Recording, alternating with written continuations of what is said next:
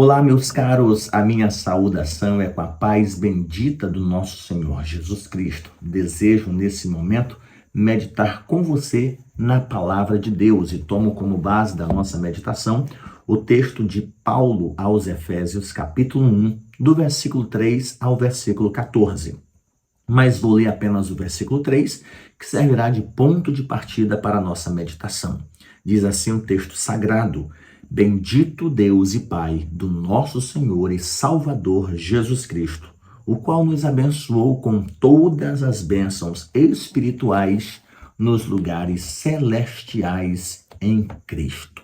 Que Deus fale aos nossos corações. Meu querido irmão, esse texto que eu acabo de ler faz parte da maior sentença que nós temos no Novo Testamento. Quando eu falo sentença, eu estou falando de perícope, ou trecho da Sagrada Escritura, que trata de verdades centrais para a nossa fé. Os versículos 3 ao versículo de número 14 trata dessas bênçãos espirituais.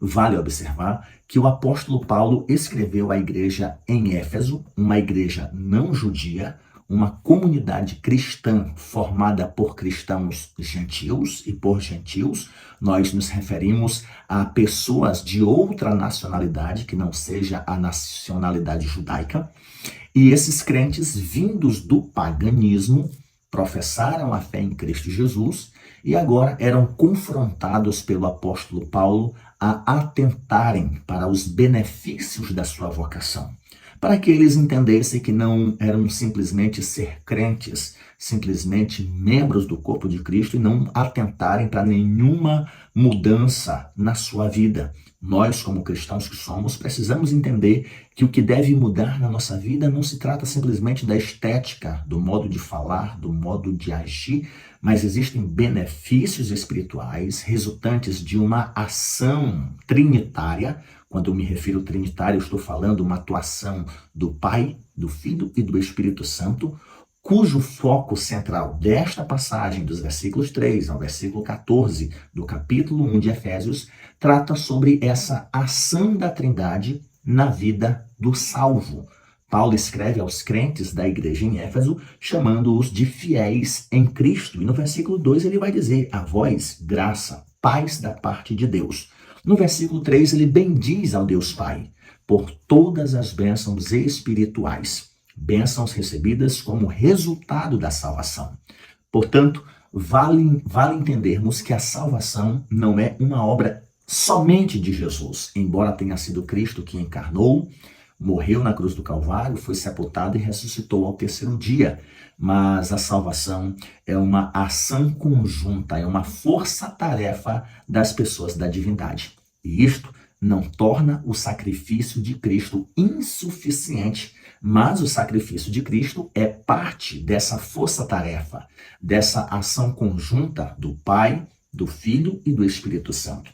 Olhando para os versículos 3 ao versículo 14, nós poderíamos simplificar a nossa meditação e dizer que o Pai planeja a salvação, o Filho executa esse plano, e uma vez que 2000 anos depois Jesus continua salvando, ele não vai morrer todas as vezes que alguém professa-o como Salvador, aí entra a pessoa do Espírito, que aplica na vida do pecador a obra que Jesus realizou há milênios. Jesus não precisa morrer todas as vezes que hoje alguém o aceita como Salvador.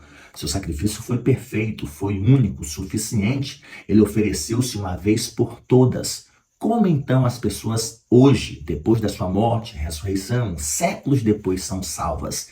Não precisa Jesus morrer outra vez. O Espírito Santo aplica a obra que Jesus fez uma vez por toda na vida do pecador, hoje e até que Cristo volte. A salvação é uma ação trinitária e a nossa meditação trata exatamente daquilo que o apóstolo Paulo fala a esses cristãos gentios, a ação da Trindade na nossa salvação. Nós precisamos entender quais são essas bênçãos espirituais, das muitas que o próprio texto do versículo 3 ao versículo 14 nos trazem. Eu quero destacar apenas algumas dessas bênçãos. Bênçãos do Pai, bênçãos do Filho e bênçãos do Espírito Santo. Bênçãos que fazem jus ao que o apóstolo Paulo celebra no versículo 3. Deus é bendito, o Filho é bendito, o Espírito é bendito. É uma bendição, é uma forma que o apóstolo Paulo tem para tributar a pessoa do Pai, a pessoa do Filho e a pessoa do Espírito pelo que cada uma das pessoas fizeram na vida do cristão, salvando-o, limpando-o de todo pecado, tornando-o um cidadão do céu. E para observarmos mais especificamente quais são essas bênçãos do Pai, do Filho e do Espírito Santo, com o propósito de salvar o pecador, tornando ele um membro saudável do corpo de Cristo Jesus e também consciente da sua missão, da sua responsabilidade.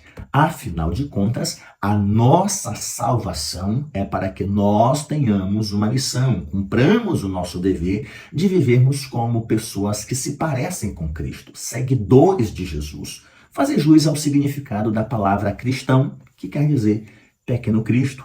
E nós fomos salvos para um propósito. Quais são esses propósitos? Esse trecho do apóstolo Paulo ele é tão bem dividido que por 3 vezes o apóstolo Paulo fala do propósito final da bênção recebida por uma das pessoas da divindade. Por exemplo, ao falar das bênçãos recebidas de Deus o Pai, ele diz no versículo de número 6 que isto é para louvor e glória da sua graça. Quando ele trata das bênçãos realizadas pelo Filho, ele vai dizer no versículo 12 que isso é para sermos para louvor da sua glória.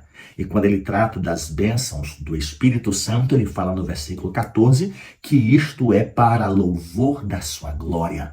Por 3 vezes o apóstolo Paulo fala do propósito final da nossa salvação, realizada por um ato da pessoa da divindade. Isto foi para que fôssemos ou nos tornássemos para louvor da glória, para louvor da graça, aquilo que eu me tornei, aquilo que eu fui feito, aquilo que o Cristo nos transformou por meio do seu Espírito é para louvor da graça, para louvor da glória do Pai, do Filho e do Espírito Santo. E essa força-tarefa para salvar o pecador, ela é percebida através dessas bênçãos espirituais. Por exemplo, a primeira das bênçãos que nós poderíamos destacar está no versículo de número 4, onde o Deus Pai nos elegeu. Sim, a bênção da eleição é uma dádiva do Pai.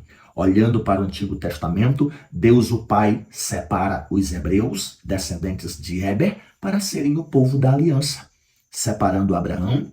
De Abraão, que tem 2 filhos, Ismael e Isaque, Deus elege Isaque. Isaque tem Jacó e Esaú, Deus elege Jacó. Jacó tem 12 filhos, aliás, tem mais do que 12 filhos, porque existem filhas de Jacó, mas Deus separa 12 filhos, e esses 12 filhos se tornam as tribos que formariam futuramente o povo da aliança, a nação de Israel. Porém, a eleição ela é muito importante. Deus não nos separa, Deus não nos elege, Deus não nos escolhe de forma egoísta. Mas Deus nos elege para sermos bênção na vida de outra pessoa. Deus separa, elege Abraão. E em Abraão, aqueles que têm a fé de Abraão, a obediência de Abraão, seriam benditos. Aqueles que viviam a fé que o povo hebreu deveria viver, também fariam parte da salvação. Portanto, a eleição é exatamente para que nós sejamos modelo, padrão para a vida de alguém. O Senhor me elegeu para que eu seja uma luz que venha trazer a outras pessoas, chamar a atenção de outras pessoas pelo que Deus fez na minha vida e seguir os nossos passos. Como disse o apóstolo Paulo, sede meus imitadores como eu sou de Cristo Jesus. Então a bênção da eleição não é pelos meus méritos, não é por eu ser uma boa pessoa, é por graça, por misericórdia. Abraão não tinha mérito algum, Isaque não tinha mérito algum, Jacó muito menos. No entanto, Deus nos elege nele.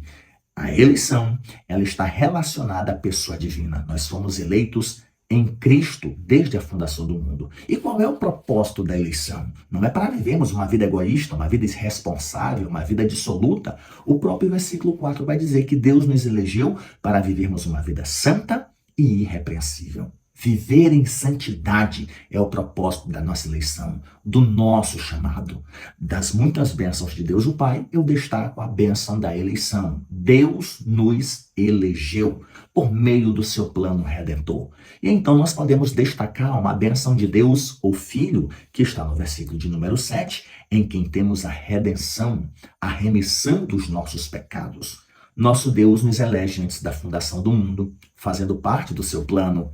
E então vem Jesus Cristo e executa esse plano. Jesus Cristo transforma o plano de Deus em realidade. Ele morre na cruz do Calvário, é sepultado e ressuscita e garante então para nós salvação, redenção, liberdade. Nos tirou da escravidão do pecado. Ele nos redimiu pelo seu sangue. Ele nos remiu das nossas ofensas pela sua graça, pela sua misericórdia. Da mesma forma que Deus o Pai nos elegeu, não por nossos méritos, mas pelo mérito de Cristo, pela graça dele, Jesus Cristo nos redime, não porque fôssemos bons. Mais adiante, Paulo vai falar nos capítulos 2, capítulo 3, que nós estávamos mortos nos nossos delitos e pecados.